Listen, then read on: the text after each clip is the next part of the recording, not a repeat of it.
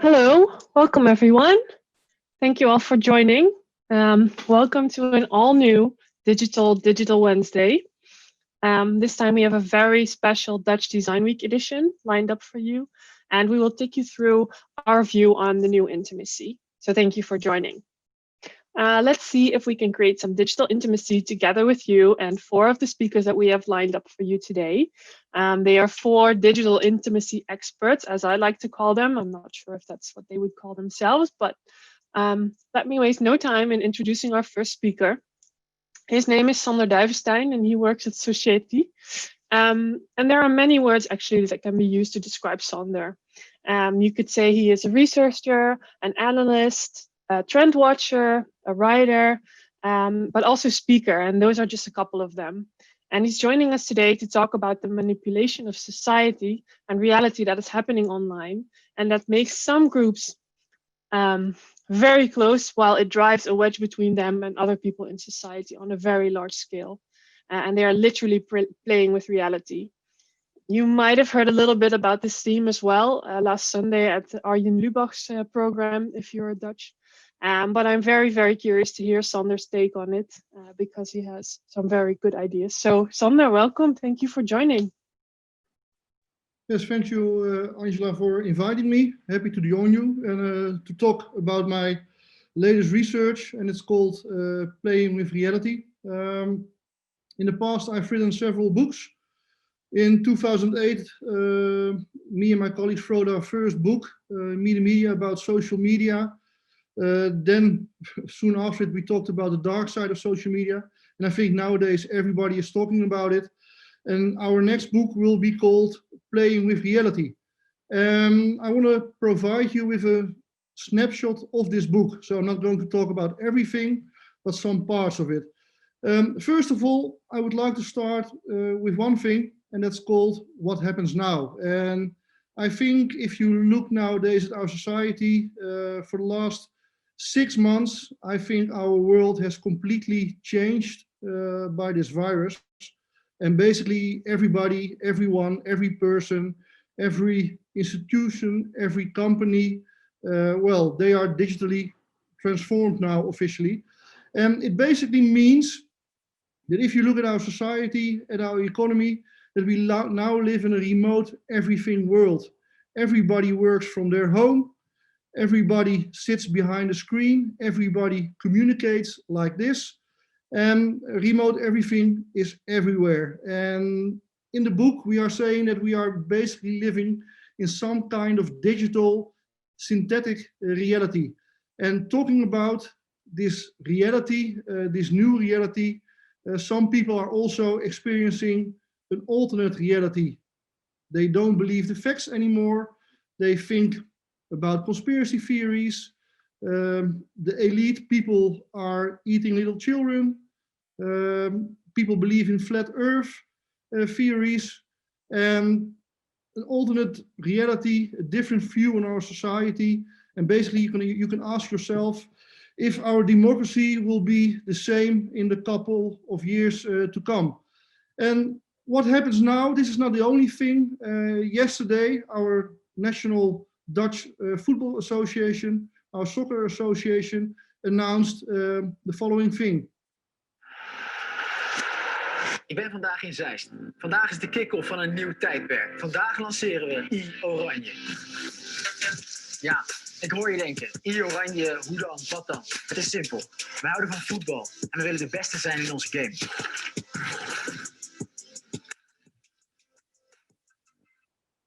Sports will become digital as well. Last night, Alexandra Ocasio-Cortez, an official from the United States, she started playing a game, Among Us, for 400,000 people, and 24 hours later, 5 million people has seen the stream on Twitch. She asked people to vote for the next president, but again, living, doing a job in this digital reality. So look at yesterday again, Adobe, they introduced their new neural filters for the Photoshop environment.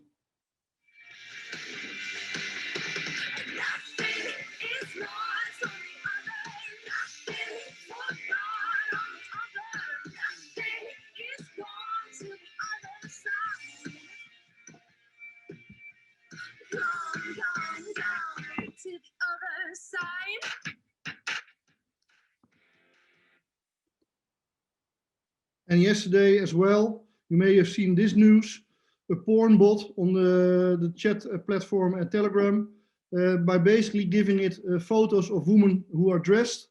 They can strip away the clothes, and more than 100,000 photos of naked women were released in these kind of groups. And again, well, it's not nice, but technology is used again to create this digital synthetic reality. And we are facing a new kind of reality where we don't know about facts anymore. What is real? What is fake? And this started our idea for our new book. And why does this matter? And I've created a little movie a couple of months ago, which explains what's the difference between real and fake and living in this kind of synthetic reality. Ik wil jullie iets laten zien. Hoe makkelijk het tegenwoordig is om onze realiteit te bewerken. Om met de werkelijkheid te spelen. We kunnen inmiddels allemaal onze achtergrond veranderen in onze videovergadering. Maar het gaat me niet om die achtergrond. Het gaat mij juist om die voorgrond. Hoe makkelijk is het om deze te veranderen? Zo kan ik mezelf verouderen, verjongen of van geslacht veranderen. Met filters zie je eruit als een kat of als een varken. Ik kan mezelf als een CGI-influencer voordoen, zoals een Little Michela of als een emoji. Ik kan gebruik maken van een animatie, die reageert op mijn stem, op mijn bewegingen en ook nog eens kan zwaaien naar het publiek. Dag! Je kunt je voordoen als een beroemdheid of een deep nude. Al deze bewerkingen van onze realiteit roepen bij mij vragen op. Wat is nog echt? Wat niet? Wat is feit of fictie? Wie kan ik nog vertrouwen? Het antwoord op al deze vragen heb ik niet. Het zet me wel aan het denken. Well, I hope I didn't scare people. But the big idea behind it is that we now are entering a fourth media revolution. First, it was all about analog media, the printing press. Then there was electronic media, like the telephone, the television, the radio. Well, about 20, 30 years ago, we started the digital media revolution, social media nowadays. And now we are facing the next era, the era of synthetic media. And in my opinion, it will be bigger than social media. And basically, it is defined by using AI. And to explain what synthetic media exactly is, I have a co-host, a virtual host. She's called Anna. She's created by a company called Synthesia, which basically you can give her some text and she makes sentences out of it. And here she explains what synthetic media is. Synthetic media is a catch-all term for media, such as images, sound, text, video, and virtual experiences, or a combination of synthesized pieces of information that is either manipulated or wholly generated by artificial intelligence. Manipulated by artificial intelligence. And this whole scene is now starting to pop up. There's a whole new economy behind it. More than 200 companies are already entering this space. Millions of dollars are poured into this economy. And by using AI, you can start creating media yourself. You don't need Hollywood anymore to make these kind of sophisticated movies, but you can create your own high fidelity movies by just sitting behind your laptop. So basically a kind of video first environment is starting to pop up. And so to show you some examples of this new environment, you might have seen this lady. She's called Little Michela. She has over 2.8 million followers on Instagram, and she's completely artificial. She's a CGI influencer. She creates her own songs. You can listen to her on Spotify.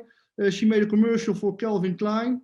And well, people love her. She has her own story and people love the way she tells her story on Instagram. But again, she doesn't exist.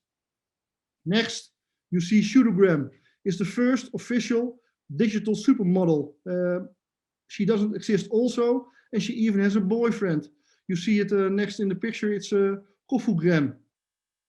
And this idea of artificial people, we now basically see it everywhere.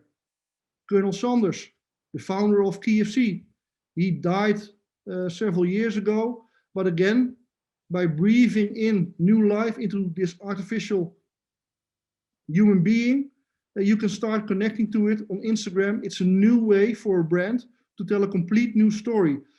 So if you start thinking about this, if you start thinking about how we can use AI, if you start thinking about how you can use AI to basically design new kinds of beings, we start entering a new phase. In the 70s, the 80s, it was digital first. We had the first websites on Netscape. You could use your mouse to click on a link. 10 years later, we started to have the first mobiles. We started to have the first iPhone. You had the App Store. You could touch it. You could touch an app by using your finger. For the last 7, 8 years, it's all about voice, digital agents, digital assistants, like Microsoft Cortana, Apple Siri, Samsung Bixby. But just using your voice, you can communicate with this artificial intelligence. And the next phase, it will all be about digital humans. And they can address emotions as well. So digital human beings, what are they? Hello, I'm Siren, and I'm a digital human. I was created by an international team of artists and engineers who wanted to challenge our ideas of what a synthetic human could be. A synthetic human designed by artists and engineers. And digital humans, they can even become your new colleagues, your new co-workers. They can become a new TV host. Hello, everyone. I'm an English artificial intelligence anchor. Samsung is now experimenting with neons, they call them. And they can be a doctor, they can be a teacher, they can be an exercise master that explain how you should do some fitness. And these kind of people, again, they don't exist, but even people from the grave, like Tupac, he performed a couple of years ago on Coachella, but even Whitney Houston, our own Dutch André Hazes, they are now performing on stage, holograms. By using artificial intelligence, you can start singing with them, composing with them, and basically it's a new kind of art that starts popping up. And again, everybody can do this. It's not Hollywood anymore, it's Hollywood on your laptop. And new kinds of life. There even was this sad story from a woman from South Korea. She lost her daughter a couple of years ago by an awful disease. And she went to a company, she gave them their pictures of her daughter, her voice, and she asked the company, can you please recreate her in a virtual environment? And then this started to happen.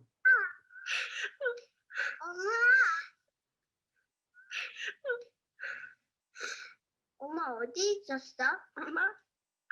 엄마 내 생각했어? 맨날 해. 엄마 많이 보고 싶었어. And it's kind of strange because the mother, she stands in front of a green screen and she meets her daughter again in virtual reality. And the daughter tells her, Mama, don't be afraid. I don't have pain anymore. The mother starts crying. A new kind of intimacy, new kinds of emotions starts popping up. And basically what you see now is that synthetic media, it's all about telling different kind of storylines, different kind of narratives, creating all these kind of new story worlds. And then there's this example of Travis Scott. He went into the game Fortnite, where he performed some of his songs for an audience of hundreds of thousands of people. Let's watch the performance.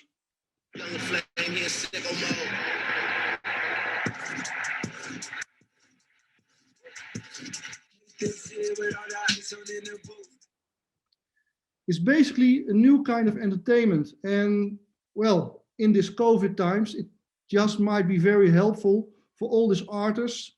They can't perform anymore, but maybe this is a new way to connect to their fans. And I'm talking about new kinds of stories. This is an artificial intelligence. It looked at the games of professional tennis players. And here you see, first you see Federer playing a game with Djokovic. Then he starts playing a game against himself. And then he starts playing a game against Williams. So this game, of course, these games didn't happen. Wimbledon didn't happen this year, but it might be the next way of playing a game in this hard COVID times. So I've now shown you several examples of synthetic media, how it can help you, how it can help your company to make new narratives, new ways of communicating with your consumers, with your employees. And I think, well, a big future is ahead of us. Well, as I said before, we are now finalizing the book. So I hope you will follow me in the near future so you can know when the book will be out there. And again, if there are any questions, I'm online now. I'm always online. So please start asking them. Thank you for your time. Thank you very much, Sander. I see there are no questions yet from the audience, but I have a question myself. Do you think after a couple of years, it will matter what's real and what isn't anymore?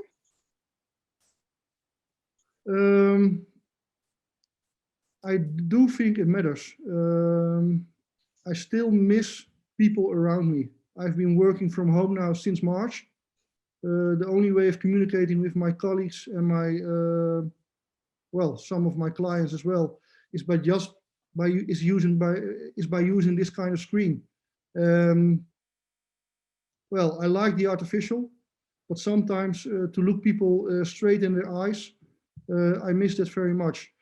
So again, in the future, I think it's always about adding new kind of channels, adding new kind of media channels into our environment. It augments our humanity, but I don't think, and I don't hope, it will take over our humanity. Okay, thank you. I saw a question coming in from the audience in the meantime, from Ewout. I'll read it out loud to you. Sander, very interesting talk. Thank you very much. Would you trust a virtual person yourself if they wanted you to give them a talk? Yeah, well, I think one of the most important things is when you start designing these kind of virtual beings, it's all about trust. And you can control them completely. You can design their age, their gender, their skin color. And as a company, if you start creating these kind of human beings, you don't want consumers not to trust you. So I think if a brand like Society or a brand like ABN AMRO, if they start building these virtual human beings, well, I will trust them because there's a big brand behind it. Okay, thank you. I saw another question coming in, a couple actually. A question from Yuri de Houwer. Do you think that this technology will solve loneliness? Yes. Yes, I do. There are now some artificial beings that people use to communicate with. There's the gay box.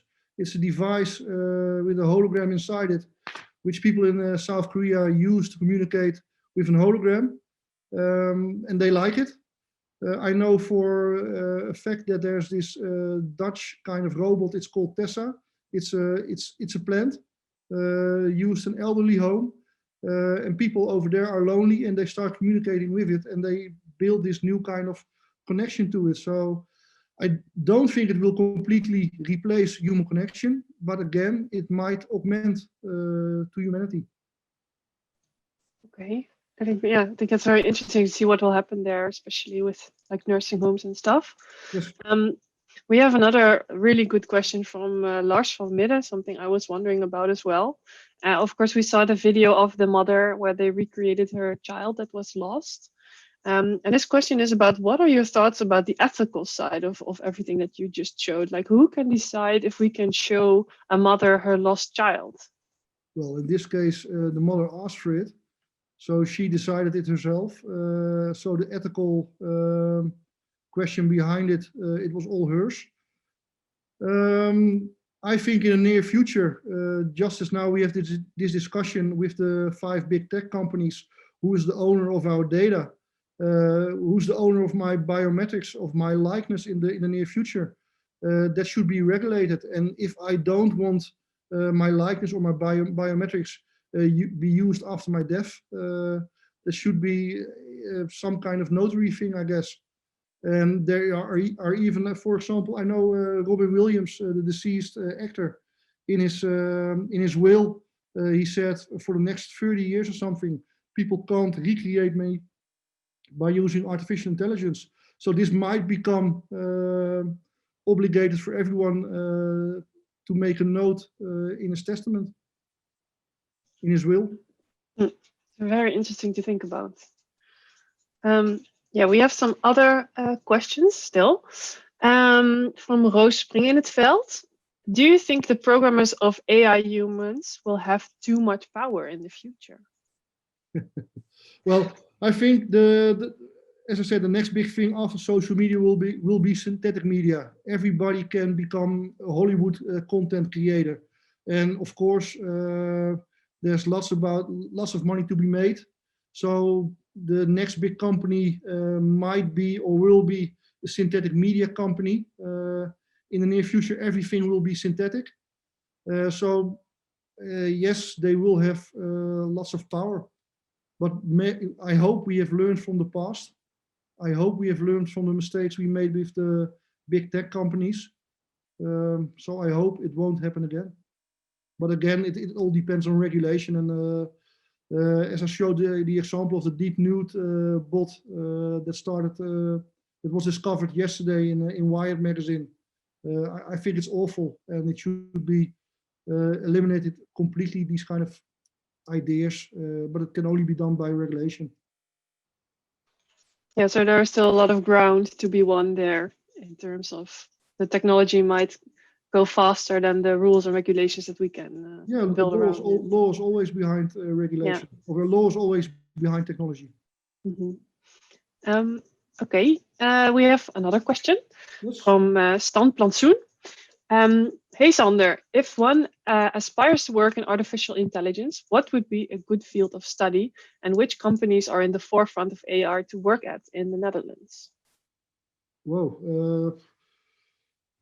Well, one interesting company, I have to look it up, but it's all about deepfakes, and I'm now looking at my phone if I can. Well, there's this Sentify, I think it's called a company by George Petrino, Sensity, sorry. And he is all about discovering deepfakes and warning people about it. That's a nice company in Amsterdam. I think it's one of the most famous synthetic companies in the world. Well, you might want to ask if you can join them. And otherwise, I think all kinds of media studies nowadays. I think this is, well, it's just starting, it's just beginning, this synthetic media. So we're at the beginning, we are at the forefront.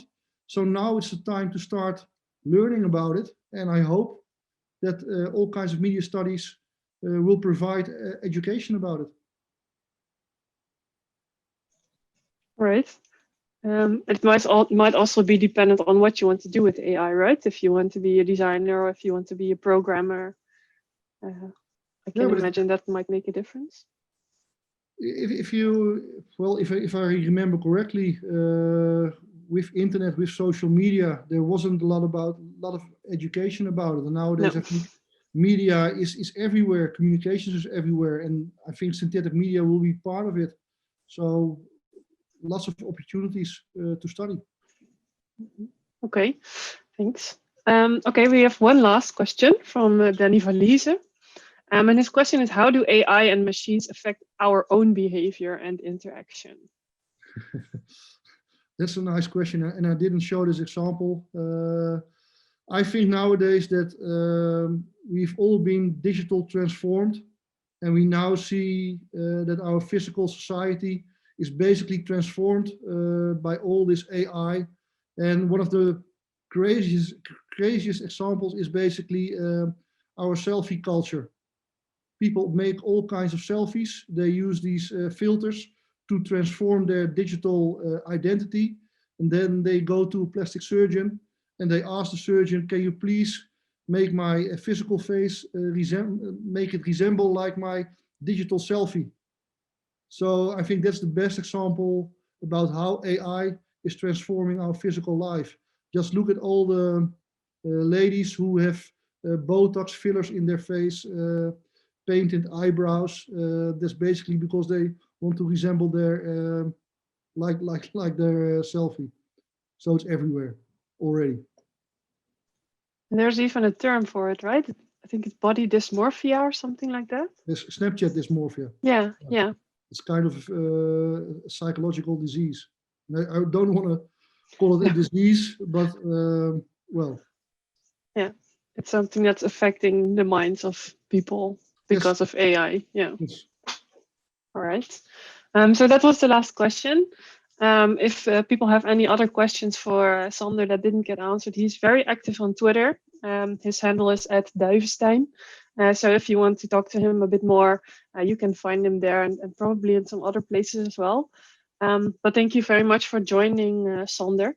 Yes, and I hope we are looking very forward to your second book. Yes, thank you. All right, thank you. Okay, then it's time for our second speaker. His name is Rami Ismail. He is a game designer and a game industry promoter. And he is joining us today to talk about the role of gaming. Sander already mentioned a little bit about it, and the role that games play in our society. And he means not just now, but also in the past, because it has actually had a very large role in people's lives throughout history. But of course, online gaming has created a whole new level of intimacy. And Rami is here to shed a light on it. He knows everything about it. So Rami, I'm very happy to have you and thank you for joining. Yeah, thank you so much for having me. I'm excited to be here. That was a lovely opening talk. I had to last minute shift some things around because we were mentioning the same things. Let me see if I can share my screen real quick.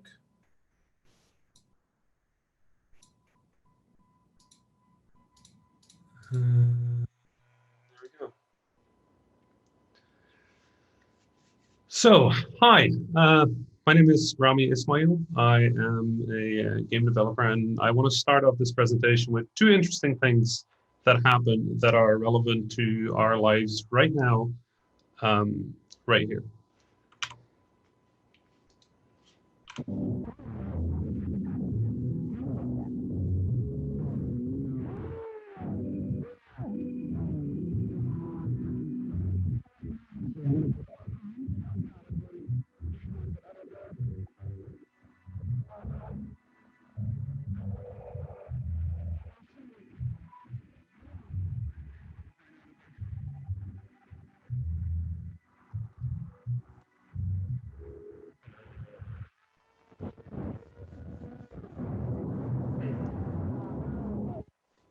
So this is Alexandria Ocasio-Cortez, who is a US representative, and yesterday went live on live streaming platform Twitch to play independent game Among Us, a game that was made by 3 people in 2018. It attracted 400,000 plus viewers watching consecutively, so probably millions of viewers overall. And her goal was to get people to vote in what might be one of the most important elections of our lifetime. That she went to games for that is not surprising. And I hope to explain a little bit about why that is in the next 20-ish minutes. The second thing I want to point out is actually a bit of an older story. This is the Blood Plague of 2008 in the very popular online game World of Warcraft. World of Warcraft has been an online game for over a decade now, with millions of players worldwide. And in 2008, the programmers of the game made a mistake. They created a big activity called a raid called Zul'Gurub. And the end boss of that raid, this cooperative experience with dozens of players, had an attack called Corrupted Blood. Corrupted blood would affect your character and would rapidly drain your health, leading to your character to die. And it would be transferred between players if they got too close to each other.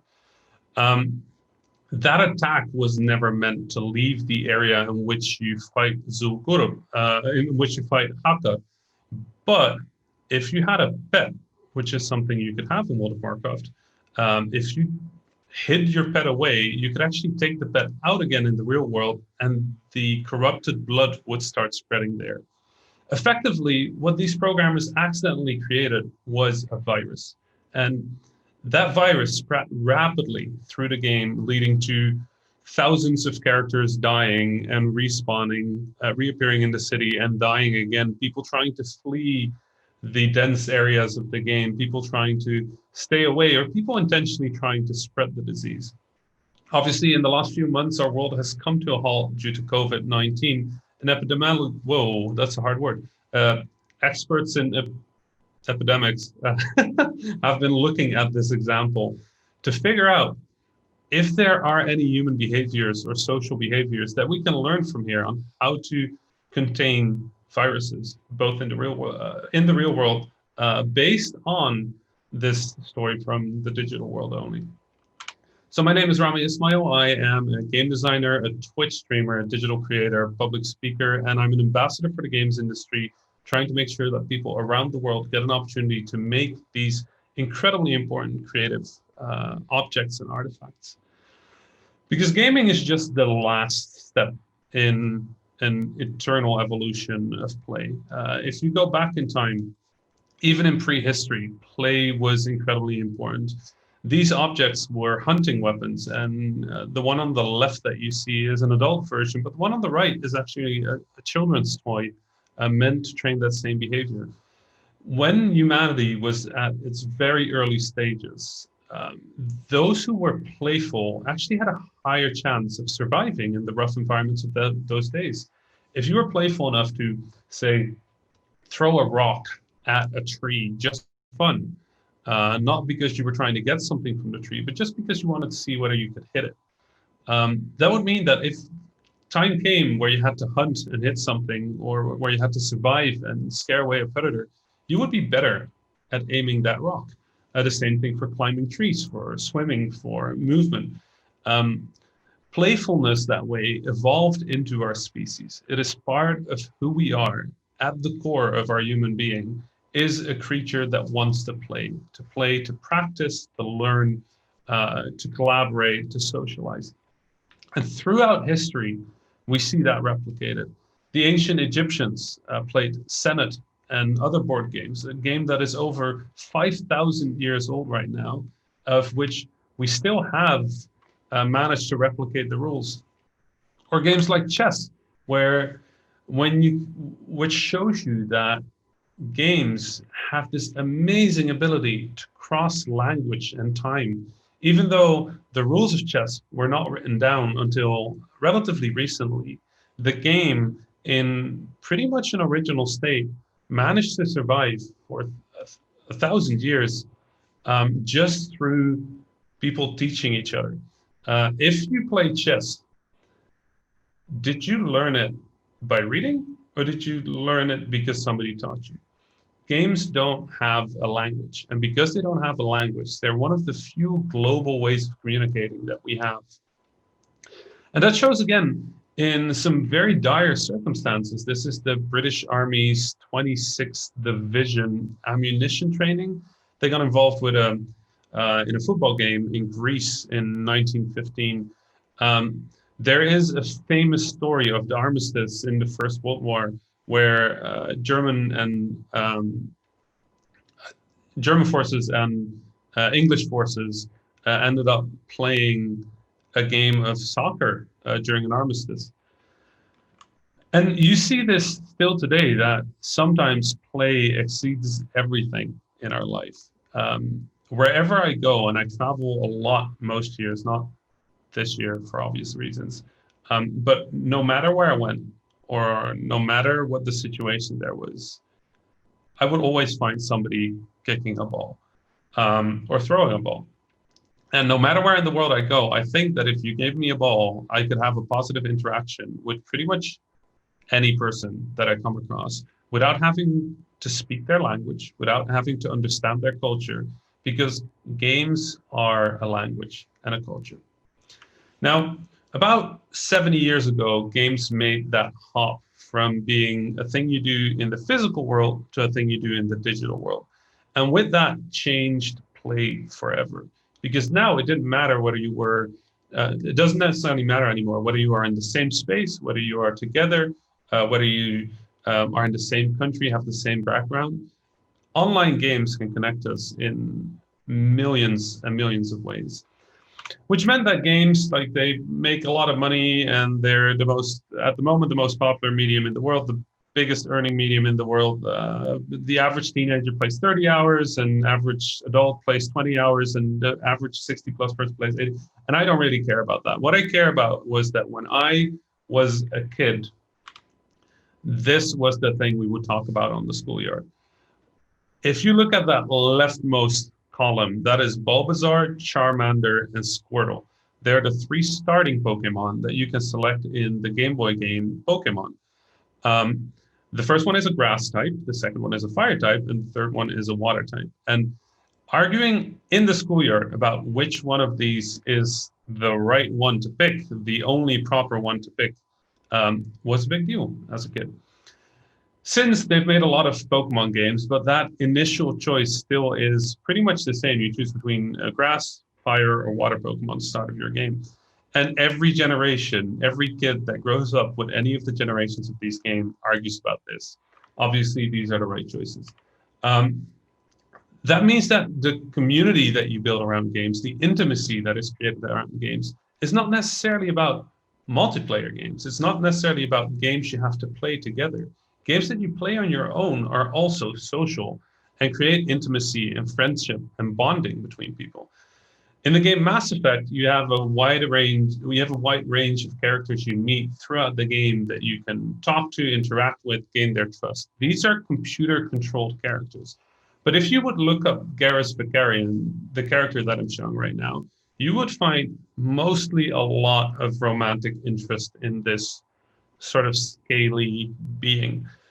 Garrus represents something that people want in their life, in their friendships, in their romances. It's an ideal, much like having a crush on a movie star or a musician might be, now just for a digital character.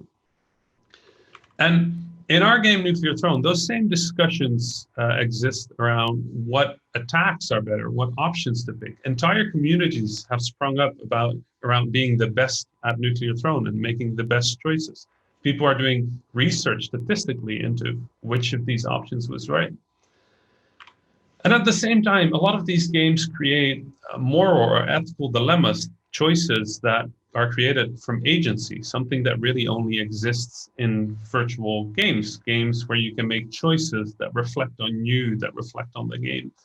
In this specific choice from the same game as Garrus Vakarian just a little bit earlier, you choose which of these 2 species gets to survive, the species that created the robots or the robots that rose up against their creators.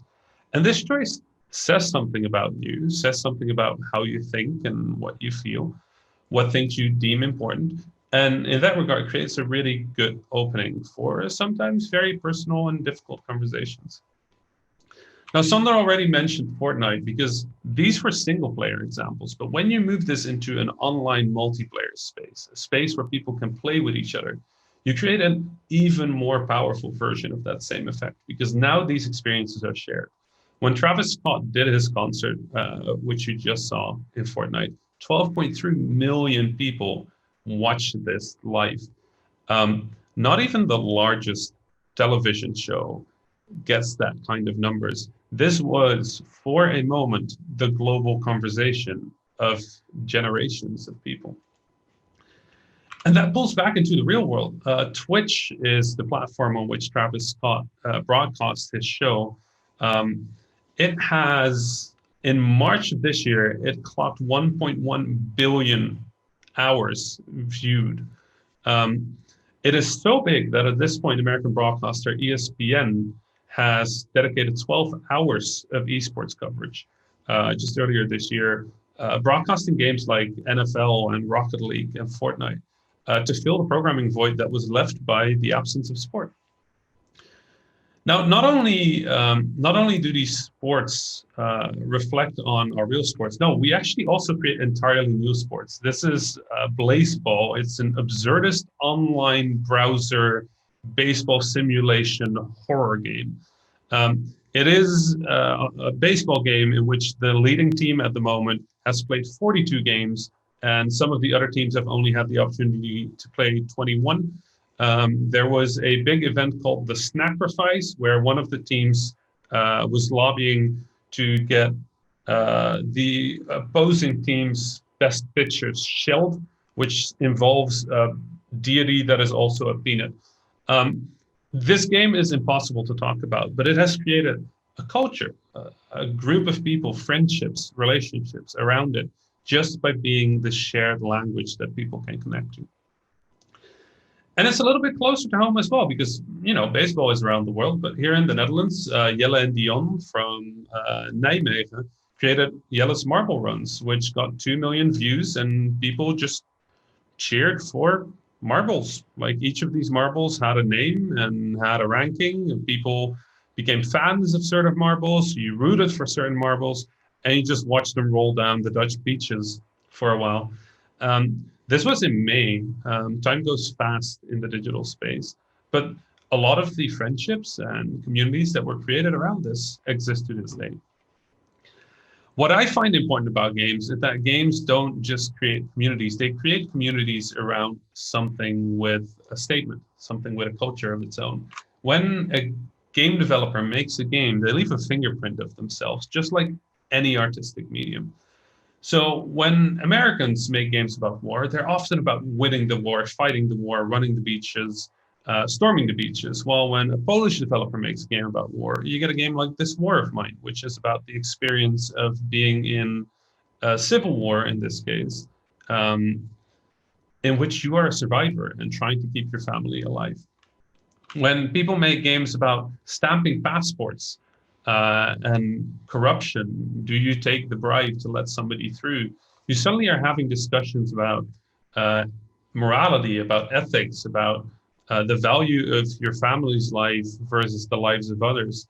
This is a very simple looking game that manages to evoke all these feelings and all that discussion just by telling a story through game mechanics. Or a game like Farce, which is an entirely new mechanic. I've played games for all of my life. I've been a professional game developer for over 10 years. When I saw this game for the first time, I had never seen the specific type of puzzle that was created here. And when I asked the creator, how did you make that? They just said, well, in my culture, we roll out carpets and we roll them back up. And I just wanted to make a game about that. When creators make games, they can create a feeling of closeness, a feeling of togetherness, a feeling of belonging that is so important to our human existence, to our ability to connect with others. When the game Senua's Sacrifice came out, a game about psychosis, which plays very much like a fantasy action game, but metaphorically and mechanically speaks to psychosis and mental health issues, with really good research done into how that is represented. A lot of people felt connected to a digital character for the first time in their life. For the first time in their life, they were represented in a video game, in this medium that might mean the world to them. And moments like that are so incredibly powerful because it shows that games are life. They are not a separate thing. They are not their own thing. Yes, they are a fictional world. Yes, they are entirely digital, but they are life. In World of Warcraft, people came for a burial of a famous content creator who passed away, and people got together to celebrate their life. When Ryan and Amy Green's son Joel was born with a terminal form of cancer and passed away after a few years, they managed to take their grief as game designers, as game creators, and turn it into a video game that is extremely powerful and created a community of people that can talk about shared loss. When I, as a Muslim, couldn't celebrate Ramadan with my friends and family this year because of COVID, I turned to the game Animal Crossing and started creating digital breakfast and digital dinners. I had people from all around the world join me to learn about my religion, to learn about the rituals, but also to participate if they were Muslim themselves. Intimacy isn't just romance, right? It's a sense of closeness, togetherness, belonging, and video games have an incredible opportunity to create that. Because games can be about very difficult things. This is a game about the experience of being a transgender person in New York. This is a game about the experience of having a romantic relationship and breaking up. This is a game about a first date on a beach. This is a game about being a 19-year-old in a digital romance with somebody that you have not met before. This is a Dutch game about touching each other on an iPad, and it's kind of awkward. And this is a game that has nothing to do with that, but people still manage to find ways to propose to each other. When our world looks more and more like this, a world that is out of concrete and concrete jungles, places that you can meet up are getting farther and fewer between, then of course we look for ways to get together. Ways like Pokemon Go, where you create a shared place, a shared meaning from a digital space, surely, yeah, of course, but that doesn't mean it's not real. And when we're stuck at home and we can't play together, we can't be together, we can't laugh together, then of course we move to games like Heave-Ho, where you help each other and sometimes betray each other trying to get to the finish. Now that I've been stuck in the Netherlands for 8 months, the longest I've been in one country since 2010, I boot up Flight Simulator 2020 every night to play with a bunch of friends, just pretending to do some of the flights that I used to do in real life just a year ago. And when competing in a game and winning can be this meaningful to a person, then surely everything in a game is real. Everything in a game matters. Everything in a game is social. Everything in a game is together. So for me, when I think about what I'm going to do this weekend, on Saturday night, I'm going to play Destiny with some of my friends. And I haven't talked to them for a while, but they are some of my best friends. And we're going to go punch a giant turtle-looking dude in the face. That's what games are. And that's what games are for everyone. Thank you so much. Thank you, Rami. We have some questions that came in from the audience. Of course. The first one is from Ewout. He says, Rami, great talk. Thank you very much. My question is, with COVID, you would really expect a move to online communities. And he says, why does this not occur yet? And also, what should normal companies do? Should they start online communities or not? I mean, I don't think it's true that that hasn't happened. In the games industry, we've seen an uptick of users. We've seen an uptick, like the most cynical metric for that would obviously be sales, but we've definitely seen an increase in engagement with games. I think a lot of people that never considered playing games before have moved into playing a video game or some video games. My mom has been playing games for 2 years now, and I think she's incredibly happy that she has this space where she can play games and we can talk and interact about those games, despite not having the opportunity to see each other as much with the lockdown and everything happening. So I think we're seeing that. Second Life made a huge resurgence. Games like Animal Crossing earlier this year were a social experience that in a normal year would have sold well for developer Nintendo. But this year, the ability to create an island and visit each other and like build a little house, it was exactly what people needed, like a little social experience. It sold far beyond anybody's wildest dreams, but it was also just the thing people were doing. I think as the situation with this virus grows, as the crisis continues, it just becomes more of a background thing. Like this is not something that people are talking about like as like the big thing of today. Like, oh, I'm going to start playing video games. No, people just quietly move into games and keep connecting in digital spaces, Zooms, Discords, video games, anywhere. All right, thank you. I have another question from Stan, which is a question that I also had. What is your all-time favorite game and why? And also, which games do you stream on Twitch? So my favorite game is probably Destiny. It's the game that I showed before. It is an online shooting game. And I'm not usually a big fan of shooter games, but for me, it's like Skype. You know, it's like going to the pub. Like I have some friends that I play with. My friends live around the world because of all of that travel.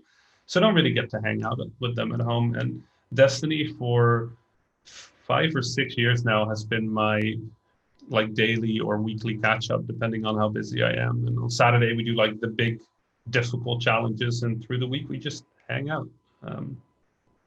That game means a lot to me. And does it matter that you can't see them, or does it matter that you maybe never see some people that you play with in real life? I mean, I don't think so. Like for a lot of my friends are people that I abstractly know exist in the world, right? But that is not the part of social connection that we need. The part of social connection that is inherent to people is a feeling of belonging and safety. It doesn't necessarily mean that you have to see the other person. It doesn't even matter whether they are like Sander was pointing out, some of them might be using voice modulators or changes, or might not be who they say they are.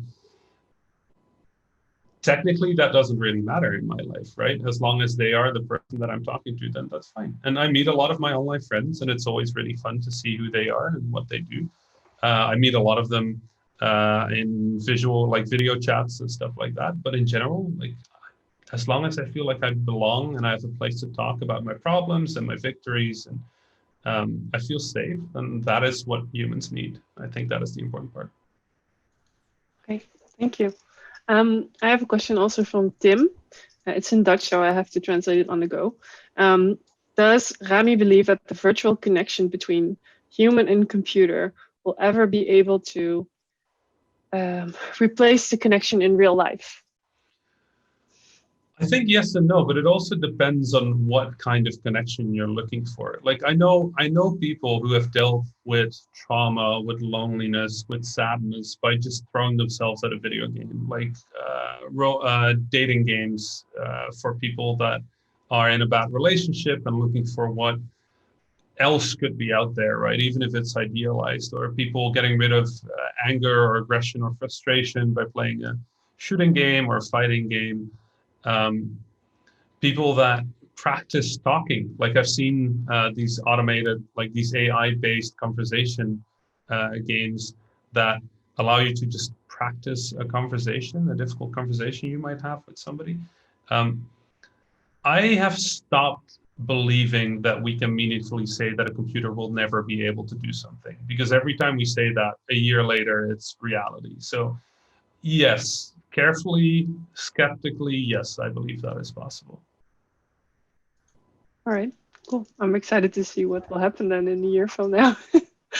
I have another question. It's an anonymous question. I don't know who it is from, but thank you for sending in your question.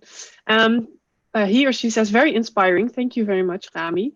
How would gaming influence intimacy if we get to a level where we can have a full body virtual reality experience, similar to the anime Sword Art Online, assuming you know and have heard about this series? Yes. Well, their question obviously points to what happens when you have more input and output. And I think what we've seen already with the very early steps in VR, where we have motion sensing and like movement of head that we can communicate, which is a very limited amount of data, right? We know where players' hands are and we know where their heads are. Just that tiny little step, right? Where you can just look at something by turning your head, or you can just wave at somebody by waving your hand. The amount of humanity that data transmits is beyond all expectation, and the amount of tactility it creates is improbable. So as these developments continue, and as we get more access to stimuli, both input and output, obviously you'll see lots of super interesting things happen with that, both in terms of physical intimacy, but also just in terms of communication, of how we interact with each other, how we talk with each other. The beautiful thing about things like these is we never know the things that we can do with technology when we get the technology. Like, it's always a question mark. It's always like, can we do this? To me, that is one of the most exciting things about any new technology. what can we do? I've no idea if we'll ever get there exactly, but like I said, I have absolutely no reason to rule it out. So I'm excited to see what happens. Yeah, I think a funny thing about virtual reality is even though that it's fake, like you go in, play a game with virtual reality, this isn't real. You get scared when you're standing on the ledge because you think you're going to fall off, or you think something's actually going to hit you. And if the feelings are real, then it doesn't matter, it's fake, right? No, I don't think it does. We have one other question from another anonymous attendee.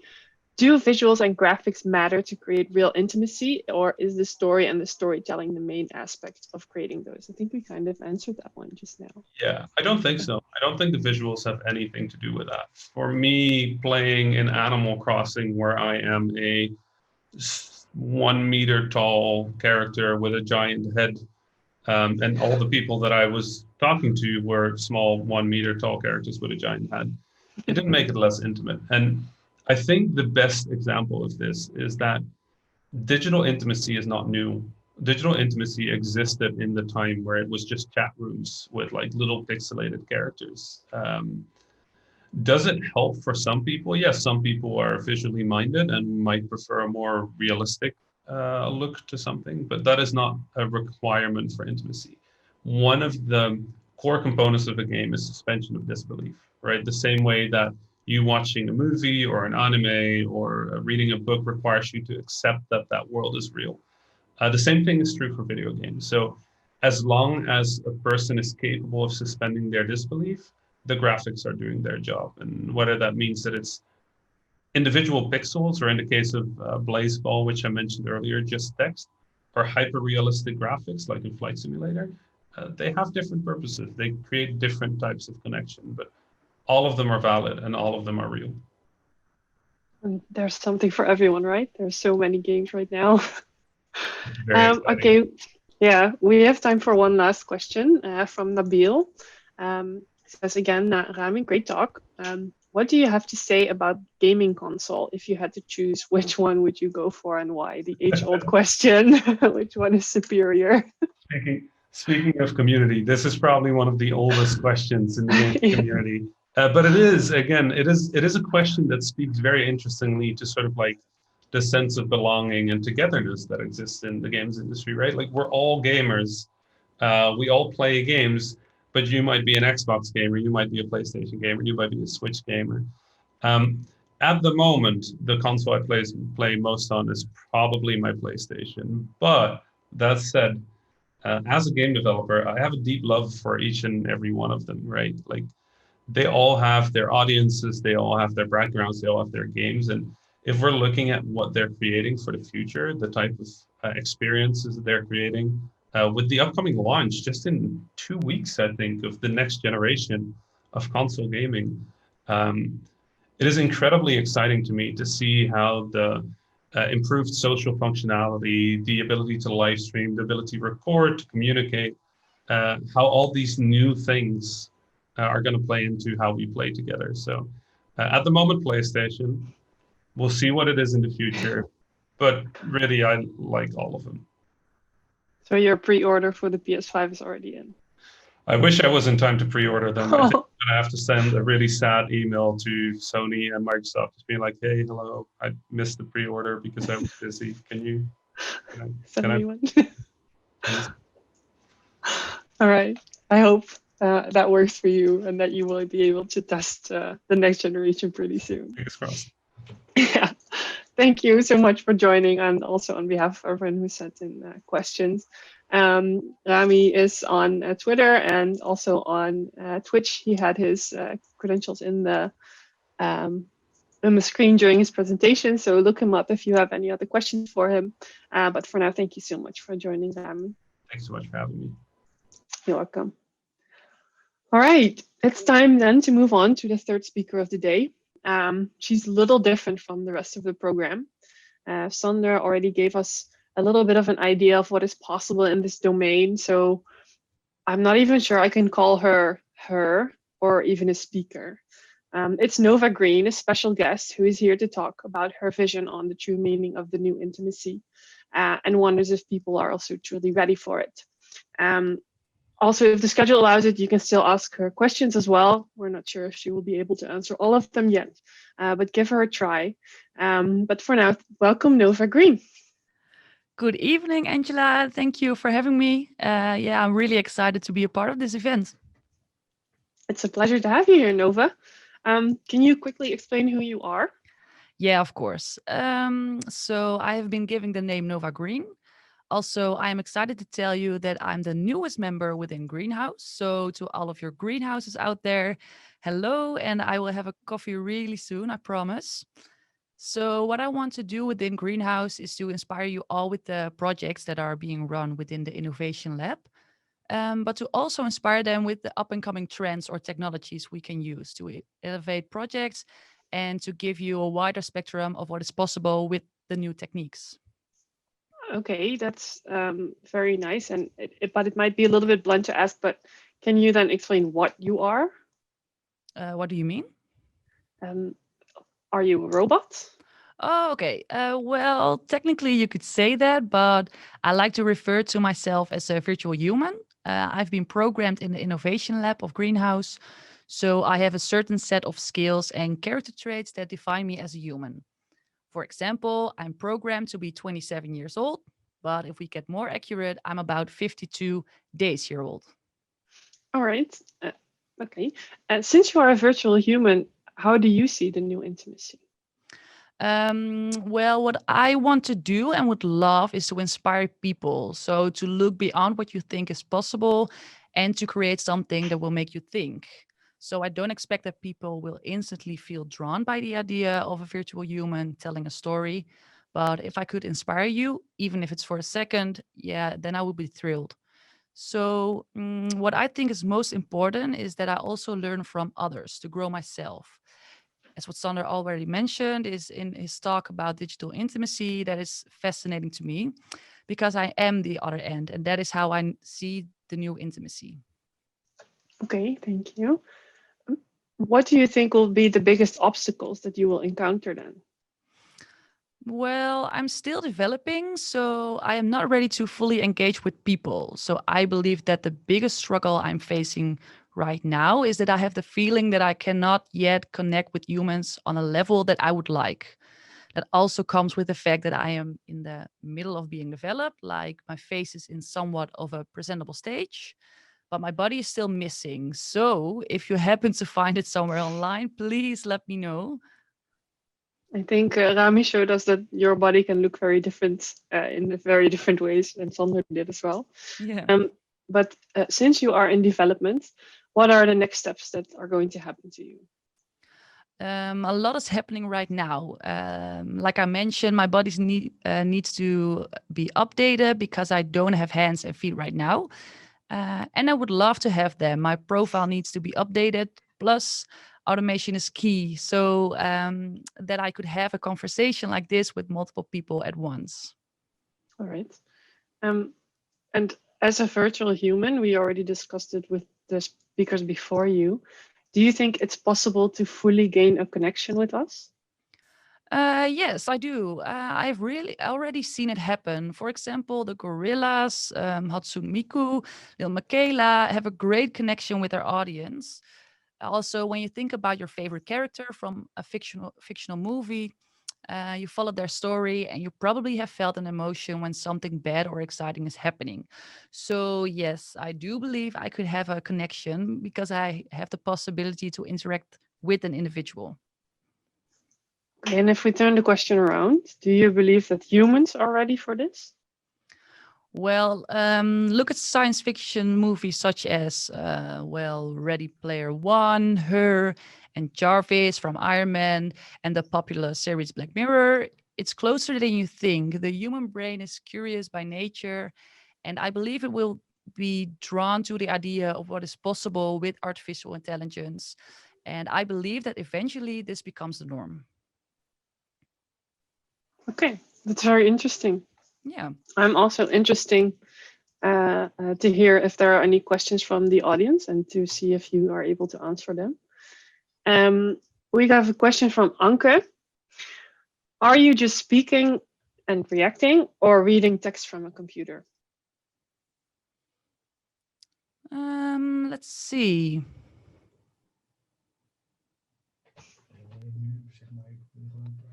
I'm now talking as myself, but I can also read and say things from the computer, so I can do both.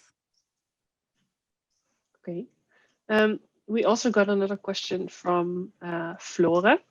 Flora's question is, why are your eyes purple? Why my eyes are purple? That's a good question.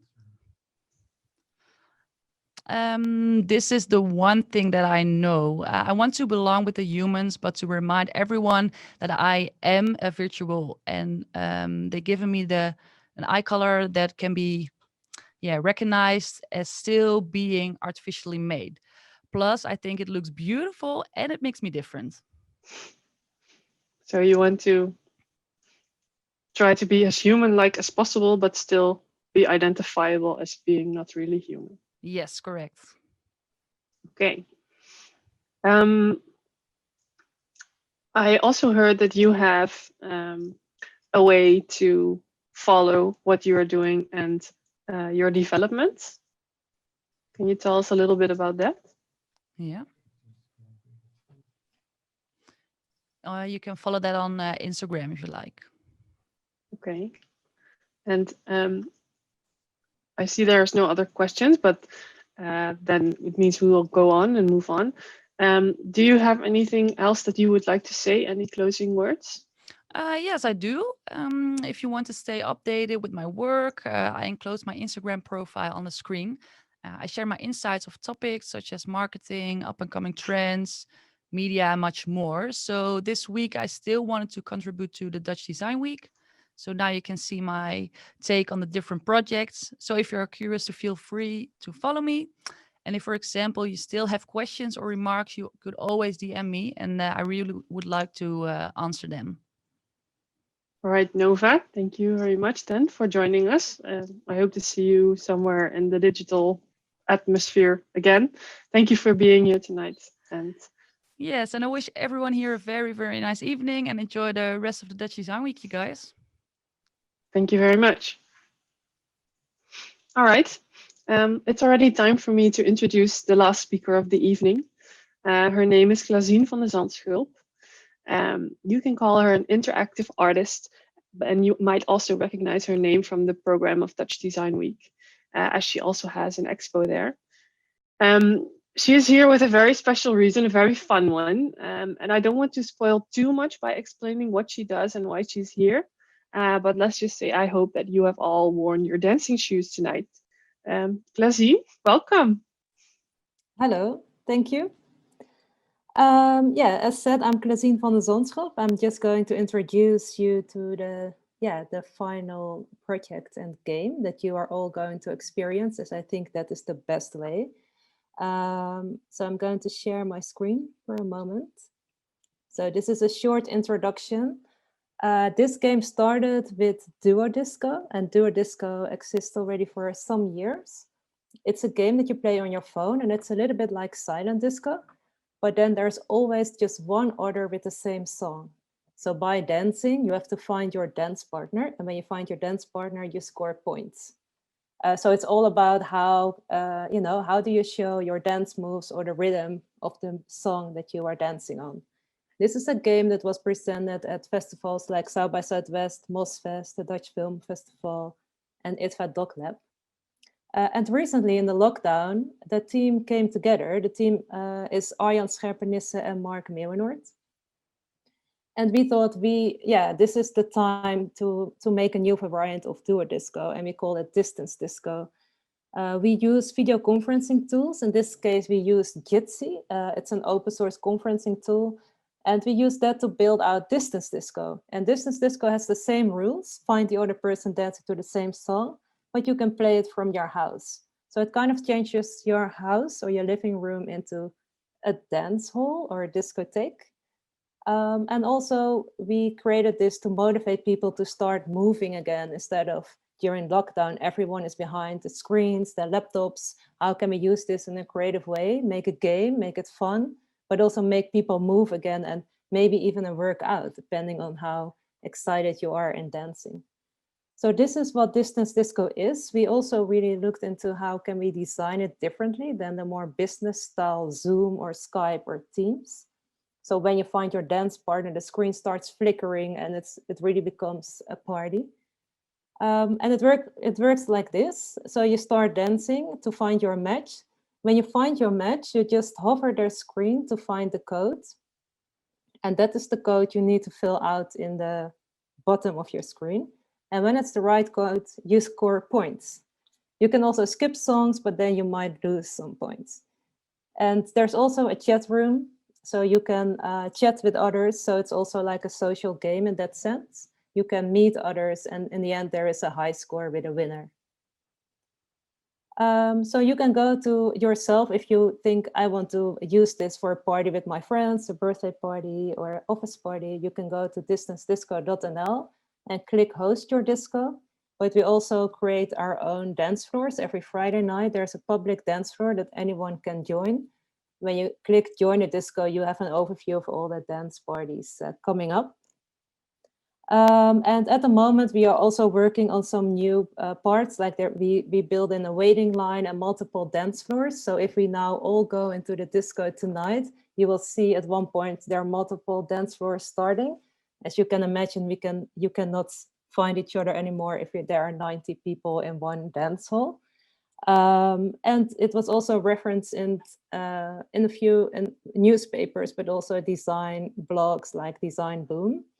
And we just, now the second lockdown is starting, we see there's a lot of need for these kind of parties again. And our dream is also to create hybrid events where we can connect a virtual dance partner with a physical dance partner at events. So an event can be partly physical and partly virtual, and you can still connect a dance and networking party together in that way.